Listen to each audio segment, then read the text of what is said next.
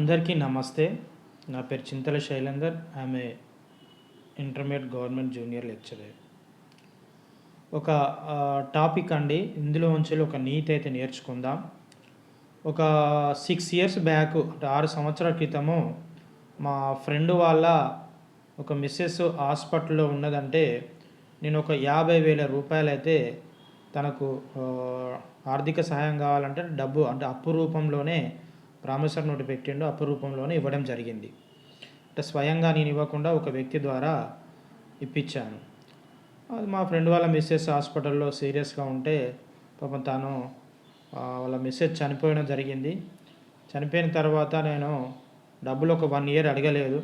Second year నుంచి అడుగుదామంటే తన mobile switch off వచ్చింది.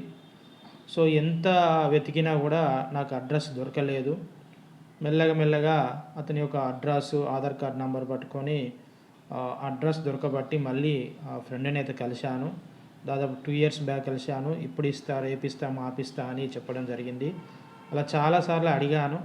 మళ్ళీ నాకు స్వయంగా కలిసినా కూడా మళ్ళీ ఒక ప్రామిసరీ నోట్ అయితే దాన్ని ఇంట్రెస్ట్కు అంటే మళ్ళీ వడ్డీ కలిపి మళ్ళీ అప్పు కాగితం పెట్టడం జరిగింది.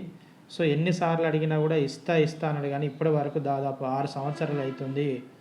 తనైతే ఇంతవరకు అయితే డబ్బులు ఇవ్వలేదు. సో నేనైతే ఆపదలో ఆదుకున్నా.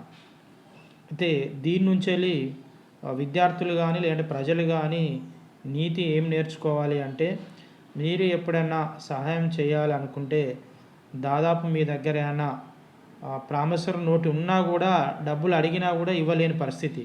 గట్టిగా అడగలేము, చేయలేము. కోర్టు పోయినా కూడా కోర్టు చుట్టూ తిరుగుతూ ఉండాలి. కాబట్టి నా అనుభవంలో ఉన్న మీకు నీతి ఏం చెప్తున్నా అంటే, మీ దగ్గర డబ్బులున్నా ఎవరికి సాయం చేయకండి. సాయం చేస్తే ఒకవేళ ఇంట్రెస్ట్కి ఇచ్చినా, ఒకవేళ వాళ్ళ ఆపదలో మనం ఆదుకోవడానికి ఇచ్చినా కూడా మన దగ్గర తాకట్టు పెట్టుకొని వాళ్ళకి ఇవ్వాలి.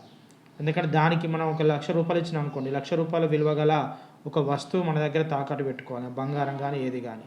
ఎందుకంటే మళ్ళీ వాళ్ళు డబ్బులు ఇస్తేనే ఈ వస్తువు వాళ్ళకి వస్తుంది అనేది ఉండాలి. వాళ్ళు మన దగ్గర ఇరుక్కపోవాలి. సో మనమే ఇరుక్కపోయినాం.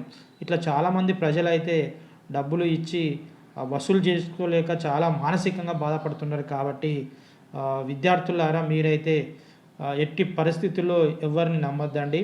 ఖచ్చితంగా ఎవరు నమ్మకుండానైతే మీరు చూసుకోండి. ఎవరికి డబ్బులు ఇవ్వద్దండి. ఉన్న డబ్బులు కాపాడుకోండి, ఉన్న ఆస్తిని కాపాడుకుంటే సరిపోతుంది. సో మీరు ధైర్యంగా ఉండాలి. చట్టాల ప్రకారం అయితే ప్రామిసరీ నోటు పెట్టుకోండి. Thank you. ధన్యవాదాలు.